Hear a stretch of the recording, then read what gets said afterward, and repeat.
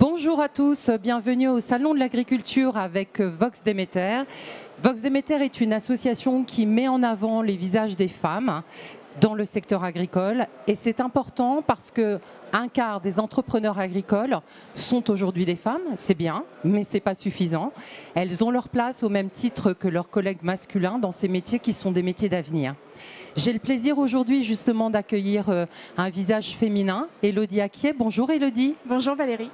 Avant d'engager notre échange, je voudrais remercier le village Semences Sémaé qui a la gentillesse de mettre à disposition pendant toute la durée du Salon de l'Agriculture ce joli plateau et merci pour son accueil.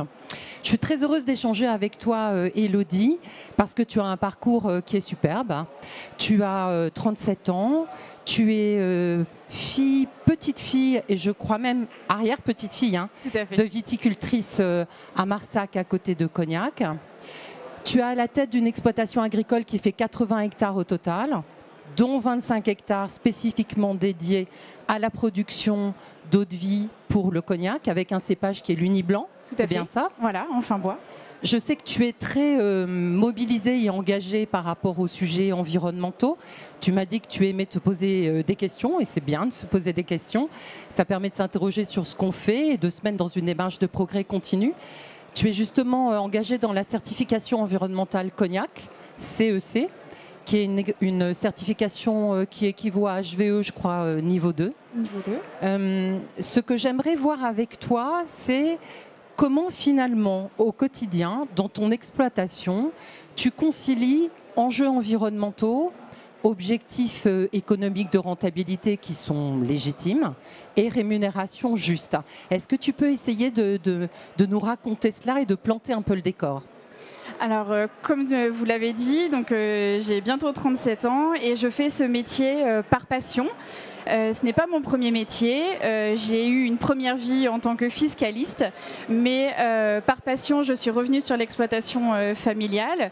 Avant, j'étais plus réactive et il y a environ 4 ans, j'ai fait le grand saut de m'installer totalement sur l'exploitation. Et alors, c'est bien de faire le grand saut?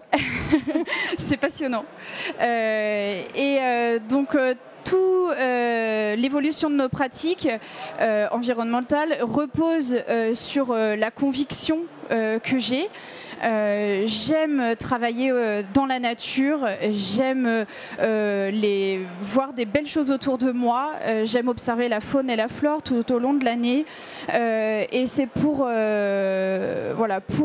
mon exploitation, pour travailler dans un endroit qui nous plaît à mes salariés, moi et puis aussi à tous les riverains, que l'on a engagé des nouvelles pratiques.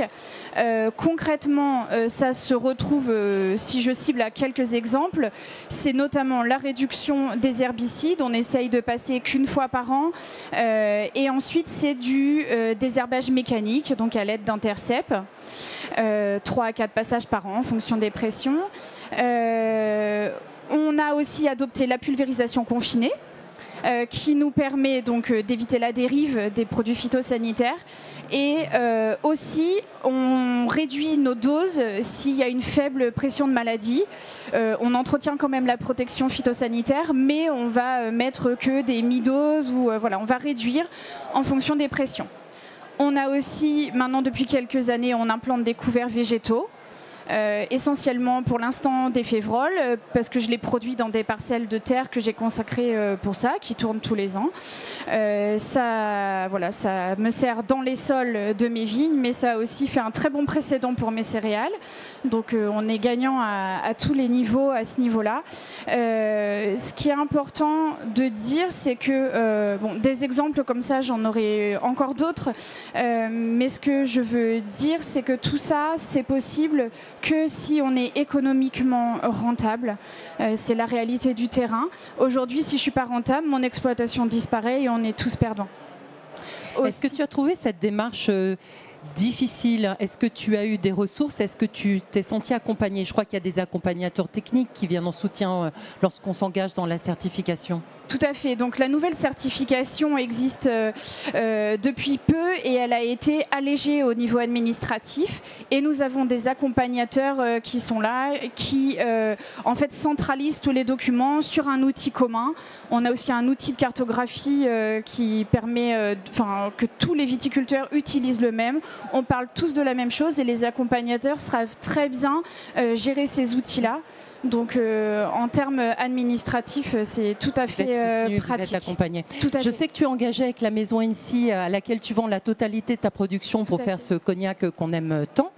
Est-ce que tu veux me dire 2 mots sur le programme 1000 palissades, je crois, c'est ça? Oui, donc l'année dernière, il y a tout juste un an, en février 2024, nous avons planté une haie qui fait à peu près 300 mètres de long. Elle vient poursuivre une haie qu'on avait déjà laissée pousser. Et donc, grâce au programme 1000 palisses, on bénéficie d'un programme clé en main.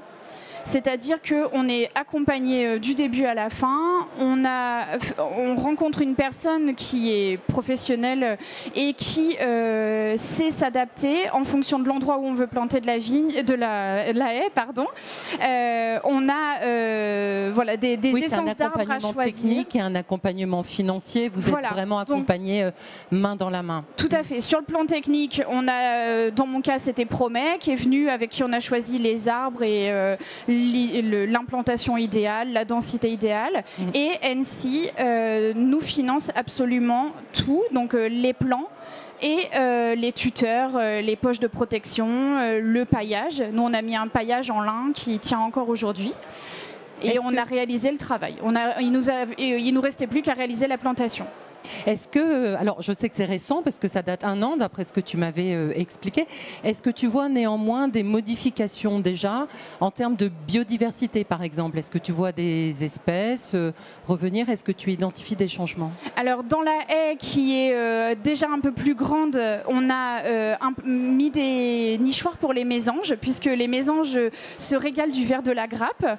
Donc elles vont pouvoir déguster ça cette année puisque je les ai implantées à l'automne dernier. Et là, j'ai vu qu'elles étaient là, donc elles vont pouvoir se régaler. Et pour nous, c'est un vrai plaisir de les entendre. Et après, dans l'autre partie de la haie, donc qui vient juste d'être plantée, à part, bon, malheureusement, les sangliers, les chevreuils qui viennent des fois un petit peu abîmer ce qu'on a fait, on n'a pas encore vraiment vu. Il faut partager. Voilà, exactement. Un petit peu. Il faut que tout le monde soit, qu'il y ait de la place pour tout le monde. Mais par contre, c'est vis-à-vis des riverains. J'ai remarqué que les gens avaient accueilli très favorablement l'installation des efforts qui sont fournis. Exactement. Et qui sont significatifs pour vous. Tout à fait. Ça veut dire que ça impacte sur une meilleure qualité dans la cohabitation, une meilleure compréhension de vos métiers peut-être. Exactement. Aussi. Bon, mais bravo pour cette démarche.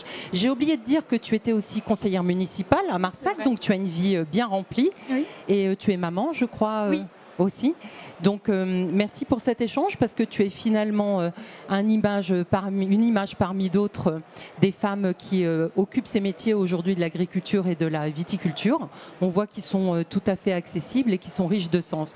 Je voudrais qu'on termine peut-être avec une anecdote. Est-ce qu'il y a un souvenir, un moment de plaisir particulier au milieu de tes vignes que tu aimerais partager avec nous? Alors, mon très grand moment de plaisir, c'est notamment en ce moment, on a les passages des grues. Et pour moi, c'est toujours un très grand plaisir d'entendre ces oiseaux, surtout qu'on est proche des îles de la Charente. Et donc, elles viennent souvent là pour se reposer un petit peu, mais c'est toujours un plaisir de les voir et de les entendre. Merci pour ce partage. Merci à tous. Je vous souhaite un excellent salon de l'agriculture 2025. Venez rencontrer les agriculteurs et les agricultrices ici. Et merci à Vox Demeter de donner la parole à ces femmes talentueuses. Passez une très très bonne journée. À bientôt. Au revoir.